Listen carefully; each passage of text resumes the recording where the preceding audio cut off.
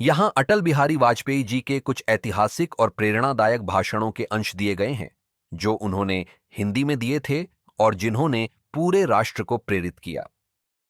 संसद में 13 दिन की सरकार के बाद का भाषण 1936 से।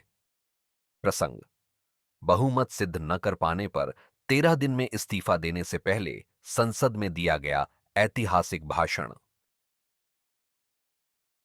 सत्ता का खेल तो चलता रहेगा, सरकारें आएंगी, जाएंगी, पार्टियां बनेंगी, बिगड़ेंगी, लेकिन यह देश रहना चाहिए।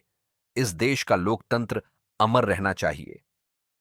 प्रभाव: यह भाषण भारतीय लोकतंत्र की गरिमा का प्रतीक बन गया और वाजपेयी जी की महानता को दर्शाया। पोखरण परमाणु परीक्षण के बाद 1978। प्रसंग: भारत ने सफल परमाणु परीक्षण किया, जिसे वाजपेयी जी ने दुनिया के सामने गर्व से रखा। भारत अब एक परमाणु शक्ति संपन्न राष्ट्र है। यह एक सच्चाई है जिसे कोई नकार नहीं सकता। प्रभाव: भारत की वैश्विक स्थिति मजबूत हुई और यह भाषण भारत के आत्मविश्वास का प्रतीक बना। लाहौर बस यात्रा 1999।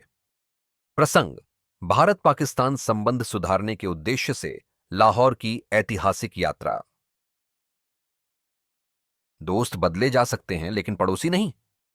प्रभाव: वाजपेयी जी ने शांति और संवाद का रास्ता अपनाया, जिससे दोनों देशों में उम्मीद की किरण जगी। करगिल युद्ध के दौरान राष्ट्र को संबोधन 1990 में। प्रसंग: पाकिस्तान द्वारा करगिल में घुसपैठ के समय देश को संबोधित किया। हमने युद्ध नहीं चाहा, हम शांति के पक्षधर हैं, लेकिन अगर कोई हमें ललकारेगा तो हम मुंह तोड़ जवाब देंगे। प्रभाव: इस भाषण ने पूरे देश में वीरता और राष्ट्रीय एकता की भावना को प्रज्वलित किया। इंसानियत, जमहूरियत, कश्मीरियत 2003। प्रसंग: कश्मीर मुद्दे पर नई पहल और संवाद का प्रस्ताव।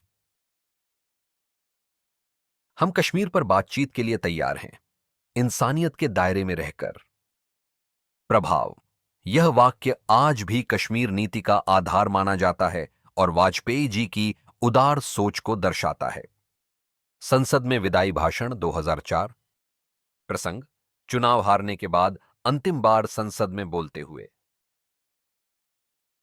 मैं चला जाऊंगा, लेकिन यह संसद बनी रहेगी, यह लोकतंत्र बना रहेगा। प्रभाव: उन्होंने यह दिखाया कि व्यक्ति नहीं, संस्था महत्वपूर्ण होती है। लोकतंत्र की शक्ति को उन्होंने सर्वोपरि रखा। अटल जी के भाषणों की विशेषताएं। कविता जैसी भाषा। उनकी भाषण शैली काव्यात्मक, गूढ़ और भावपूर्ण होती थी। उदारता और गरिमा। वे विपक्ष को भी सम्मान देते थे, इसलिए सबके प्रिय थे। शब्दों में शक्ति। उनके शब्दों में विचार, दर्शन और प्रेरणा होती थी।